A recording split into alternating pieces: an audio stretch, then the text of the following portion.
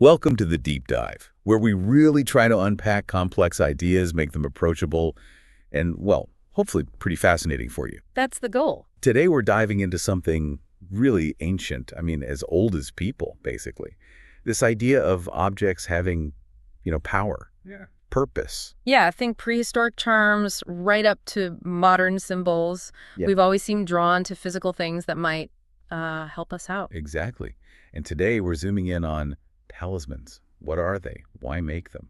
And the practices involved are, frankly, intricate, sometimes really surprising. They really are. And we've pulled from quite a range of sources for this. We've got foundational stuff like the Greater Key of King Solomon, but also major figures like Israel Regardie from the 20th century. A giant in Western esotericism, definitely. Yeah, for sure. And even contemporary practitioners, people like Caitlin Kopic, who's deep into astrological magic, and Dimian Eccles, a really respected ceremonial magician. So our mission for you today is to kind of distill all these often pretty esoteric practices into steps that make sense and pull out those genuinely surprising bits of knowledge. Right. Give you a deeper understanding than maybe the common assumptions. Okay, let's get into it. Yeah. So first off, this word talisman, what are we actually talking about? What's its core meaning? Okay. At its heart, a talisman is an object. It could be something obviously sacred or, pretty mundane. Like anything. Pretty much. With or without inscriptions, symbols, whatever. But the key is it's been consecrated through ritual or maybe focused meditation. Consecrated, okay. And its whole point is to serve a very specific purpose. Bringing good fortune, maybe, or achieving a particular goal. It's really an object built for something. Okay, so if a talisman helps you achieve something, brings energy in, how's that different from an amulet? Because I know I, and probably lots of listeners, tend to mix those terms up. Yeah, it's super common. But there is a traditional distinction. A talisman is usually seen as something that provides or attracts energy, for wealth, courage, love, that kind of thing. Right, bringing it to you. Exactly. An amulet, though, is more about protection. It's meant to prevent unwanted stuff, bad luck, illness, negativity, keeping things out. Okay, that makes sense. Talisman in, amulet out. Basically. But just for our discussion today, we're mostly going to stick with talisman as the main term because, protective talismans are definitely a thing too. It kind of covers both for our purposes. Got it. That clarification helps. So what actually gives a talisman its power? Is it just the object itself, or is there more going on? Oh, definitely more. One description is a magical figure charged with the force it is intended to represent. Charged with the force. Okay. Yeah, and it's said to capture the energy of a particular moment. Think of it almost like a cosmic photograph. Like a birth chart. Exactly like a birth chart. That's a snapshot of the planets when you were born. A talisman is a snapshot too, but of the specific astrological setup, the day, the time, even the ritual circumstances when it was made. It's like a concentration of those cosmic energies. And, this is important too, it's also believed to have an auto-suggestive effect on the person who has it. So it works on your mind too? Yeah, subtly influencing your mindset, your actions. Okay, this is where it gets really interesting for me. It's not just what it is, but when it's made. The sources really stress this idea of election. Why is the when so critical? Oh, absolutely crucial. Election, the timing of the creation, isn't just picking the right day of the week or a general time. It's about incredibly precise astrological alignments. How precise are we talking? Well, for what they call a highly elected talisman, the sources say the planet you want to channel, say, Venus for love or beauty needs to be in, exceptional cosmic shape. Naming. Like Venus in Libra, for example, where it's considered really strong, really dignified. Okay, so Venus in Libra sounds good. But knowing this stuff, it's probably not that simple, is it? No. Are there, hidden catches, things that could mess up even that seemingly perfect alignment? Oh, absolutely. Think of it like tuning an old radio. You find the station Venus in Libra, but then you've got static, right? Yeah. That static comes from what astrologers call malefics, basically negative influences from other planets like Mars or Saturn in difficult aspects. Yeah. So the chosen planet, Venus in our example, must not be afflicted by these. Okay, no static. What else? Then there's the moon. The moon is seen as this kind of energetic antenna connecting the heavens to Earth. So the moon needs to be aspecting Venus positively, and the moon itself has to be in good condition, not weak or afflicted. Strong antenna signal then. Exactly. Plus, you have the ruler of the ascendant. That's the planet ruling the zodiac sign rising on the eastern horizon at that exact moment. And that changes pretty fast, right? Yeah, roughly every 2 hours. So that planet also needs to be in good shape. And ideally, your target planet, Venus, should be configured to it, have a good astrological relationship with it. Okay, wow. Keep going. And to make sure the power can actually, manifest down here, connect to life on Earth, the planet you want, Venus, ideally needs to be in a prominent place in the chart, either on the ascendant, the rising point, or the midheaven, the highest point, which relates to your public life, your destiny. Ascendant or midheaven, got it. And then all of that complex setup has to line up with the right planetary hour for Venus. Whoa. Okay, laying it all out like that. Finding the perfect moment sounds almost impossible. It's like cosmically difficult. It is. Does that mean for, the average person trying this, getting a truly powerful talisman is just incredibly rare, like winning the lottery? You've really hit on a key point. These optimal election windows, as they're called, surprisingly rare. The sources say they can be incredibly short, sometimes as little as 12 minutes. 12 minutes? Yeah, or maybe an hour, if you're lucky. And for certain planets or specific intentions, these perfect moments might not even happen every single year. Seriously? Not every year? Seriously, it takes huge patience, real dedication. People might wait years to cherry pick the finest window of time, as one source puts it. It really shows that potent talismans aren't just whipped up. They come from deep knowledge and, immense patience. That really puts them in a different light, a whole new level of respect. Yeah. But, okay, for maybe simpler things or for people just starting, there are broader timing rules, aren't there? Like the planetary days and hours? Yes, absolutely. That's kind of the foundational layer, and it's a good place to start understanding the basic rhythm. Each day of the week has its traditional planet. Right. Monday is Moon, Tuesday is Mars. Exactly. Wednesday, Mercury, Thursday, Jupiter, Friday, Venus, Saturday, Saturn, Sunday, Sun. That's the basic framework. And the hours. Right, the magical hours. You take the time from sunrise to sunset on any given day and divide it into 12 equal parts. Equal parts, not necessarily 60 minutes each. Correct, because daylight hours change with the seasons. The very first hour after sunrise belongs to the planet of that day. So first hour of Monday is the moon's hour, first hour of Tuesday is Mars's hour, and so on. Then they cycle through in a specific order. Okay, that's a bit more manageable. So let's say you've found your when, whether it's hyper-specific or more general. How do you actually make the thing? What about materials? Does it have to be silver or gold? Interestingly, no. A talisman can be made from almost anything. The sources mention all sorts. A ceramic rabbit, a lump of sugar. A lump of sugar. Yeah. Yep. Or, more traditional things like stone, paper, metal. There are traditional associations for sure. Silver for the moon, gold for the sun, iron for Mars. Virgin parchment was also really common. Okay. But what's really stressed, actually, is that making it yourself, personally manufacturing it, can make it much more meaningful, Right. more effective. Because you're putting your own energy, your intention, directly into it, regardless of what it's made of. That makes total sense. Your own energy boosts it. Yeah. Now, design-wise, this idea of a sigil keeps coming up. What is a sigil exactly, and how do you make one? Right, a sigil. It's essentially a symbolic signature. It's a condensed image that represents your desire or your intention. A picture of your goal, sort of. Kind of, yeah. And one really popular way to create them, which Damian Eccles describes, comes from the Golden Dawn tradition. It uses something called the Rose Cross Sigil Creator. Okay. The idea behind it is that your subconscious mind, the deeper part of you, understands images and symbols, not really linear words like we use when we're talking. Think about dreams. Yeah, they're all images and feelings. Exactly. Your unconscious speaks in that symbolic language. Yeah. So a sigil is translating your conscious desire into that language. So how does the Rose Cross thing help you do that translation? Okay, so you take your word or concept, maybe protection or creativity or whatever, you simplify it visually, you put tracing paper over this rose cross diagram, which has English letters arranged around its petals. You start by drawing a little circle on the tracing paper over the first letter of your word. Then you draw lines connecting that letter to the next letter in your word, following the path on the rose cross diagram, then to the next, and so on. You're basically spelling it out in lines in the diagram. Precisely. Mm-hmm. And when you get to the last letter, you add a little crossbar or a little line at the end just to show that the sigil is finished, terminated. Okay. And the cool thing is, once you've got that basic shape traced from the rose cross, you can then redraw it however you want. Make it bigger, smaller, stylize it to look cool on your talisman. The core shape holds the intention. That's a really practical step-by-step method. Translating words into symbols. Neat. Now, besides these unique sigils, what other kinds of traditional symbols might you find on a talisman? Oh, there's a whole toolbox. Magic squares are a big one. These are grids of numbers where sigils can be derived from the numerical values of letters, often Hebrew letters, using systems like the Kabbalah of 9 chambers. Okay, numerology meets grids. Kind of, yeah.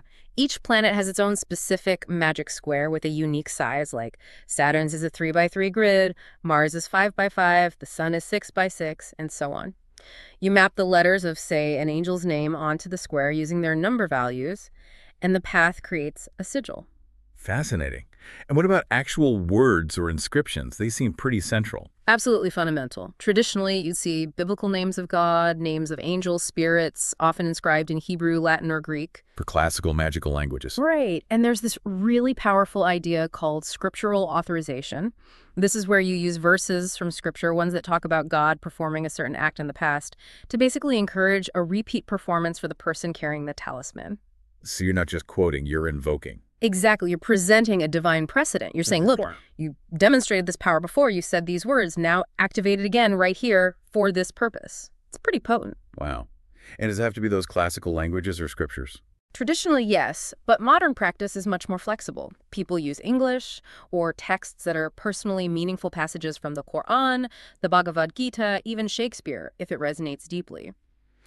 The key is really the artistic quality and clarity of the transcription. Legibility matters. So it's adaptable. What other symbols might pop up? All sorts. Planetary symbols, zodiac signs, of course. Geomantic figures, those are symbols used in a form of divination. Also, Tattvic elemental symbols. 24 elements. Yeah.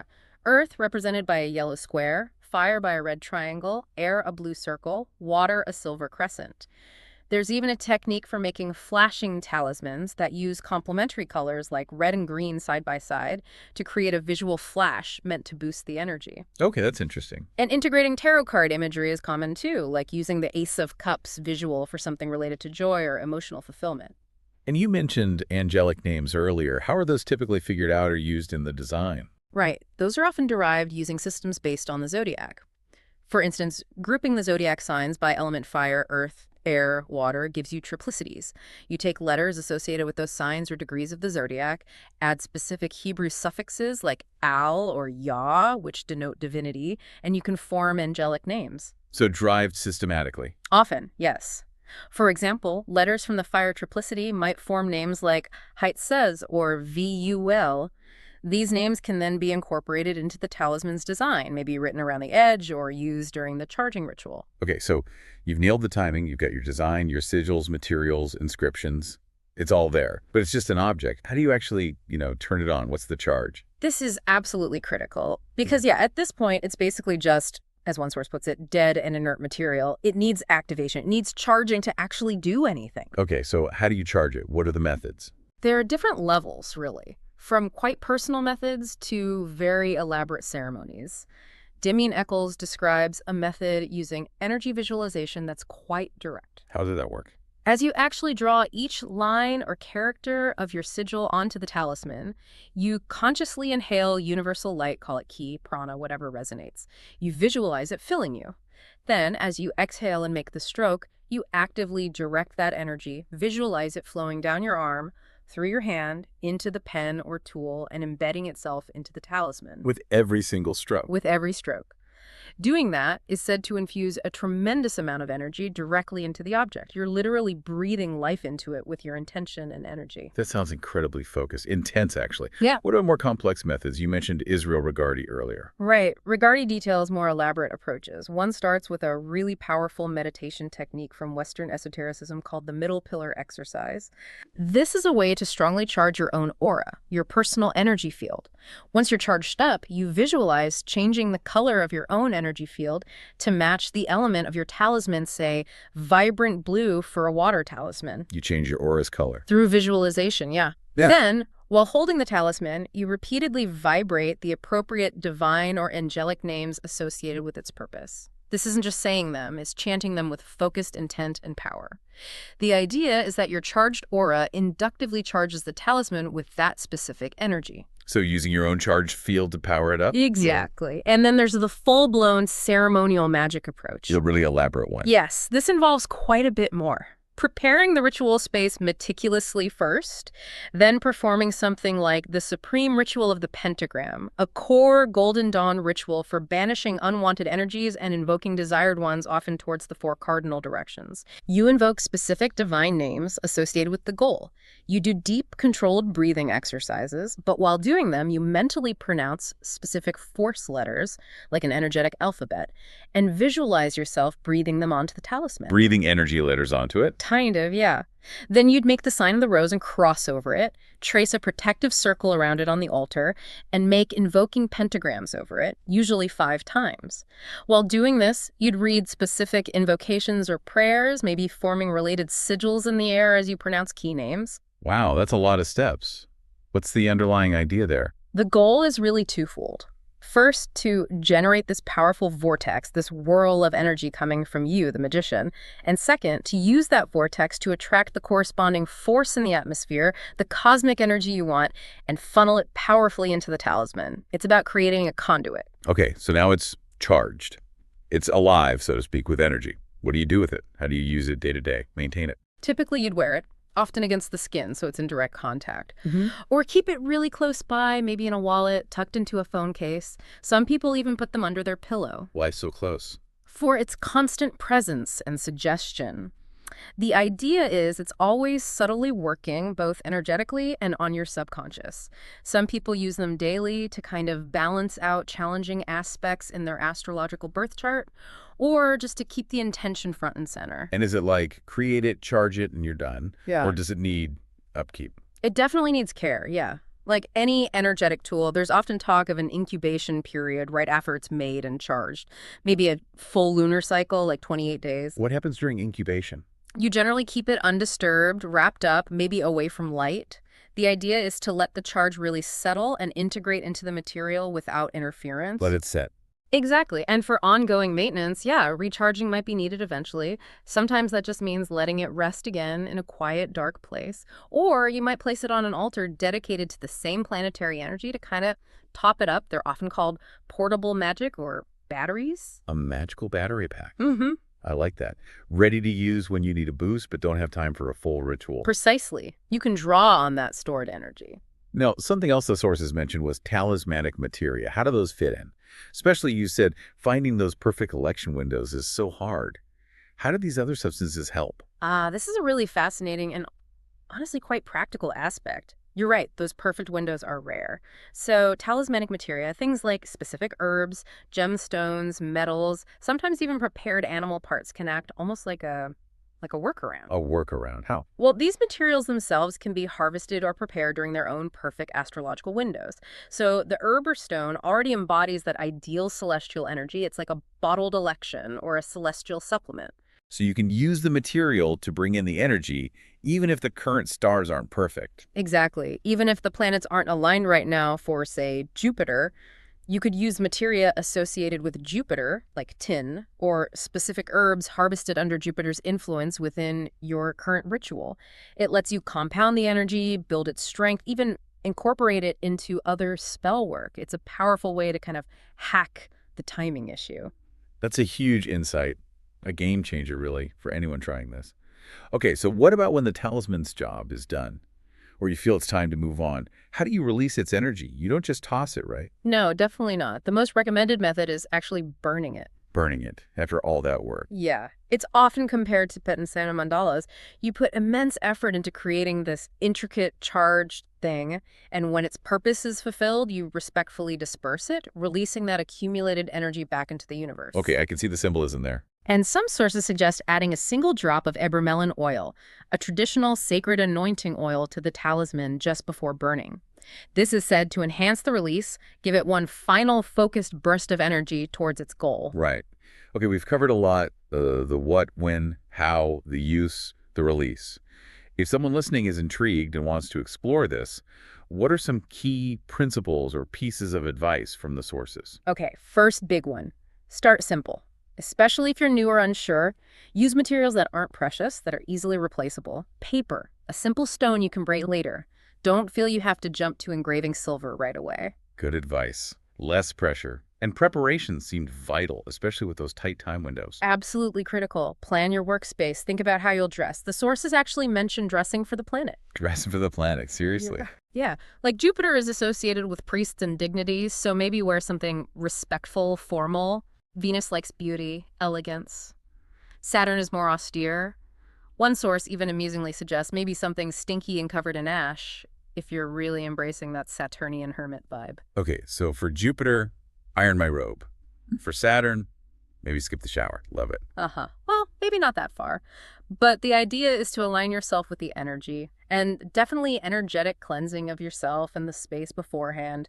Ritual baths are often recommended. Clear the decks before you start. Makes sense. And the ritual flow itself.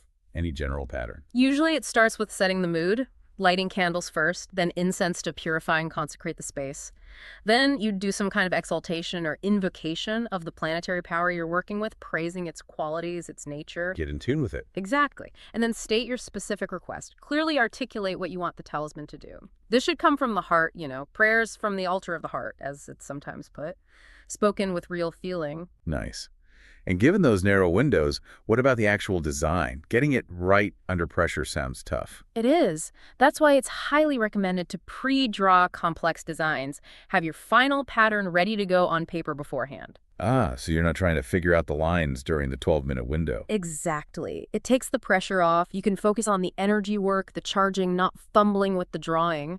And clarity matters. Make sure inscriptions are legible, lines are clean. Messiness can apparently distort or nullify the intent. Precision counts. Now, what about the ethics of it all? Using this kind of power. That's a really important point. There's a strong caution, especially in older texts like the Greater Key of King Solomon, about not misusing this knowledge. Don't use it for harmful or illicit purposes. Why not? What's the warning? The warning is essentially that the beneficent angels or positive forces you're calling on might get weary of unethical demands. They might just stop responding, or worse. The core message is integrity. Intention shapes the outcome, and using this for negativity can backfire. Wield the power responsibly. Got it. And for someone developing their own style. Two things stand out: consistency and personal creativity. Use a consistent system for things like numerology if you use Hebrew gematria. Stick with it for that operation. Don't mix systems haphazardly. Okay. And don't just be a slavish imitator, as one text puts it. Tap into your own ingenium, your innate creativity and intuition when designing.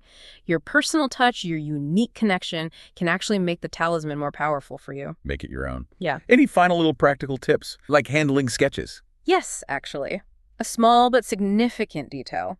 Once you have your final design, meticulously destroy any rough drafts or sketches. Burn them, usually. Why? It's seen as a mark of respect for the sacred symbols you've been working with.